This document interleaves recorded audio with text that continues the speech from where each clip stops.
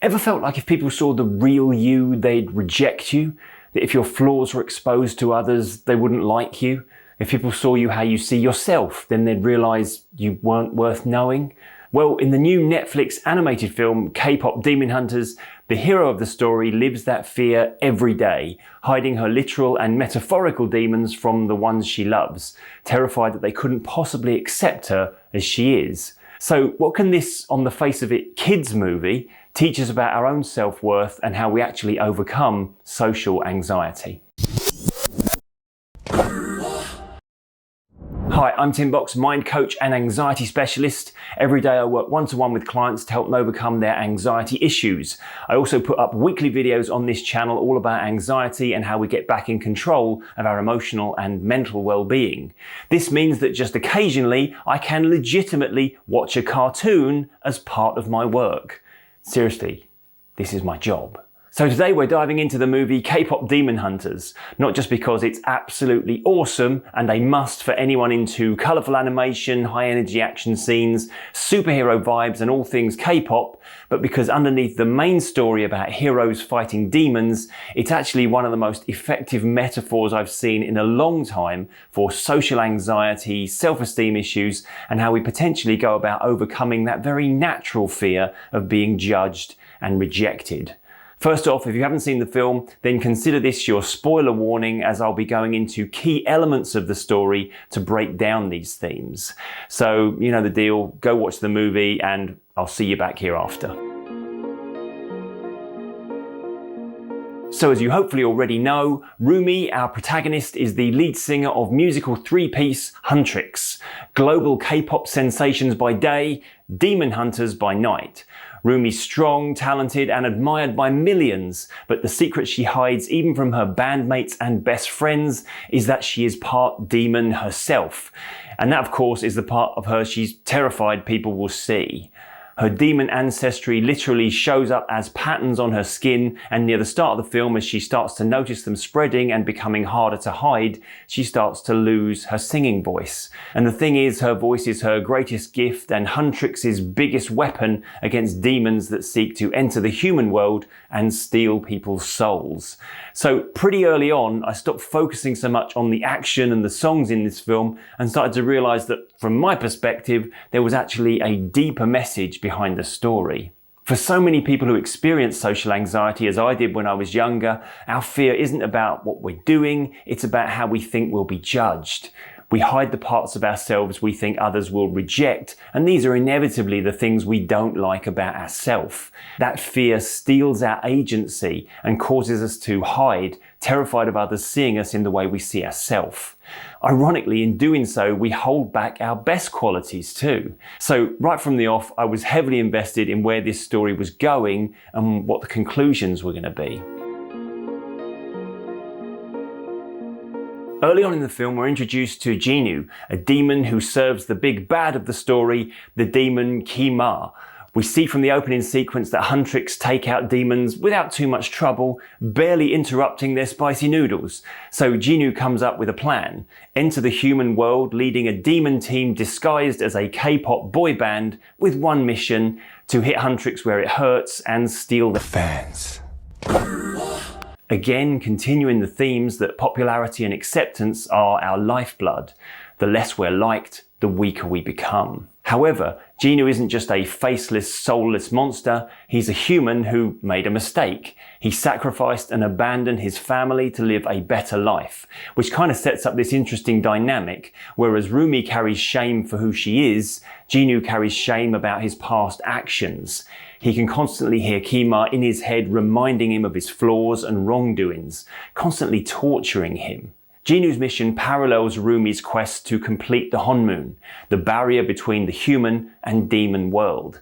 It's strengthened by Huntrix's songs and voices and keeps the demons at bay. We learn early on that Rumi seeks to turn the Honmoon golden so that her patterns will disappear forever, reflecting the way we might work harder and harder to be the best we can be in an attempt to erase past mistakes or perceived flaws. I see many clients who are on their own quest for perfection. All it does is lead them to disappointment in themselves for always falling short and ultimately never feeling good enough. However, Rumi's voice in her head isn't that of gwi-ma, but of her mentor figure, Celine. For the majority of the film, we meet her only in flashback, but we see her influence on the entire Huntrix team in the way she's shaped their worldview. She tells Rumi to hide her patterns. She tells the whole team to hide their flaws. She encourages them to be perfect. This is exactly what happens when someone influential in our lives, usually a parent, teaches us that certain parts of who we are aren't acceptable according to the way they see things. It plants the seed that if people saw the real us, they'd look away. There's one scene in particular where the girls are trying to work out what to do next, and Zoe and Mira know exactly what to do because they can hear Celine's voice telling them what they should do. They've heard her say it 1,000 times. Our faults and fears must never be seen. How many times do we face a situation and shy away from doing what we want to do because we can hear someone else's voice in our head telling us something different? We turn away from our path because we can imagine the disapproval of someone whose good opinion has always been important to us. Let's talk about Takedown, the song that was all about defeating the Saja boys in the final showdown, all about how demons don't deserve to live, pretty on the outside but rotten on the inside. To Zoe and Mira, it sounds perfect. It's what they want to say. For Rumi, struggling with their own inner demon and suddenly seeing the humanity in Jinu, it's less comfortable. By the time they start writing and rehearsing the song, Rumi's starting to realize that she's really just hating on herself and also someone else whom she's starting to care for. At one point, she remarks about how hateful it sounds, and it begins to plant the seeds of division in the band. However, this part of the story is important because it's where Rumi starts to diverge from simply following the path she's been given.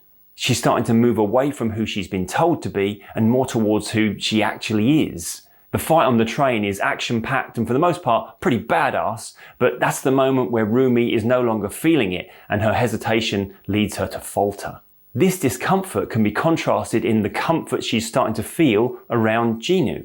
This is emphasized when we get to Free, their duet. When she's with him, she suddenly has her voice back. Because of course with him, she doesn't need to hide. They both live with shame and can see the darkness they hide from others, so neither has to pretend. Their voices reaching both literal and metaphorical highs in that particular moment. And I get it, in this film we're watching two people involved in a traditional enemies to lovers story, but their connection is more than just an attraction.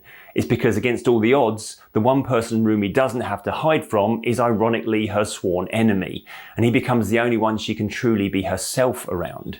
Jinu even says that when he and Rumi are together, he no longer hears gwi-ma's voice in his head. It's like her acceptance of who he is even calms his inner demons. After all, when we no longer have any fear about being seen, we can stop hiding, and perhaps more importantly, we can stop running. On the face of it, the Honmoon is simply the barrier between the human and demon worlds, powered by Huntrix's songs.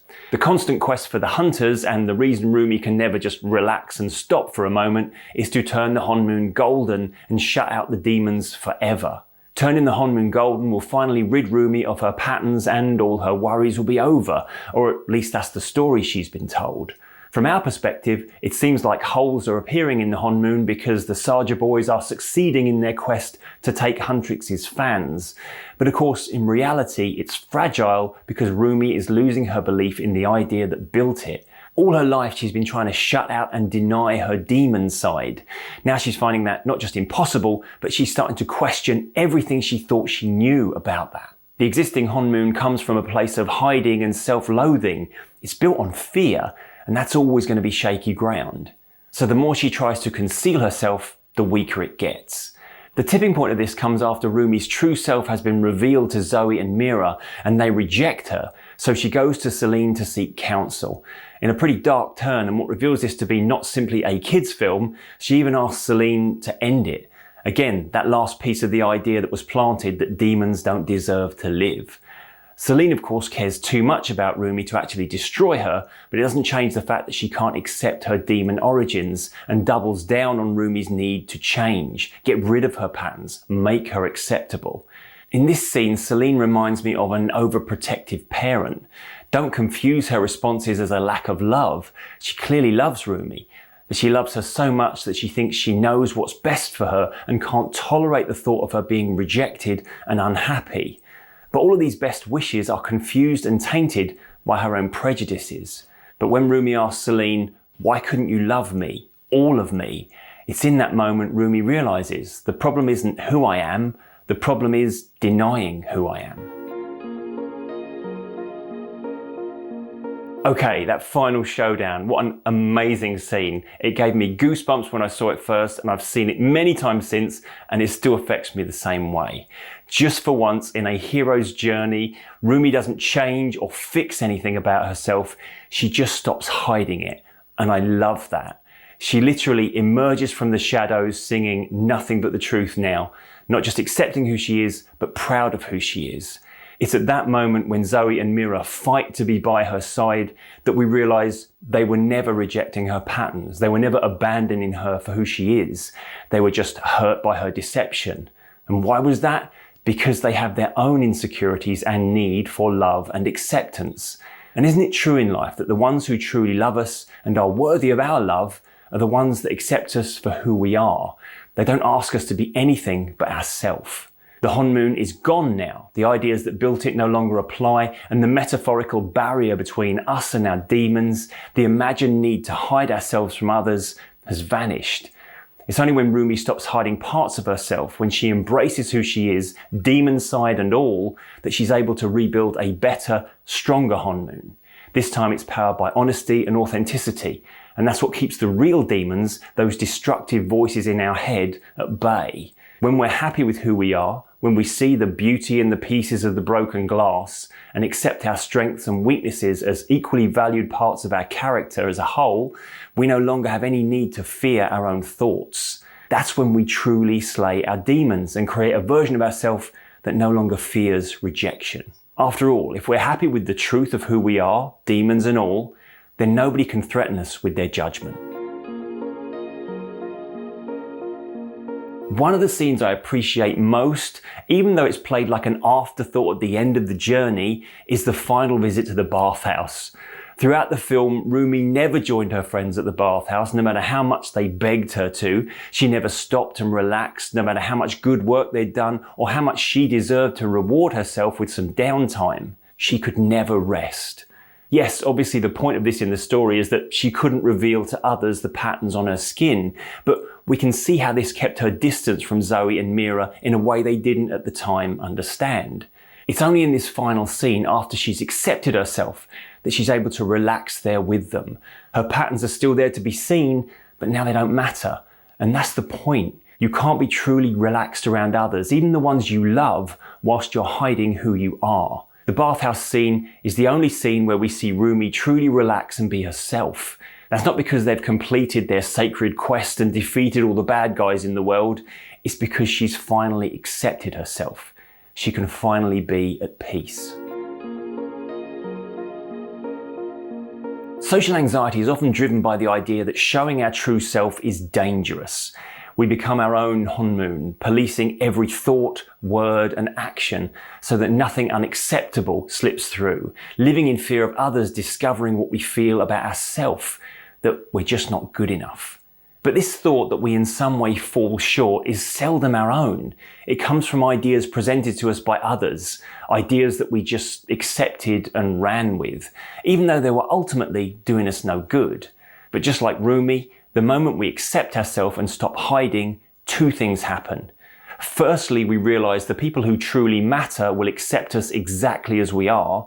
Secondly, and most importantly, our voice, our ability to connect, express and live freely comes back stronger than ever. We claim back our agency.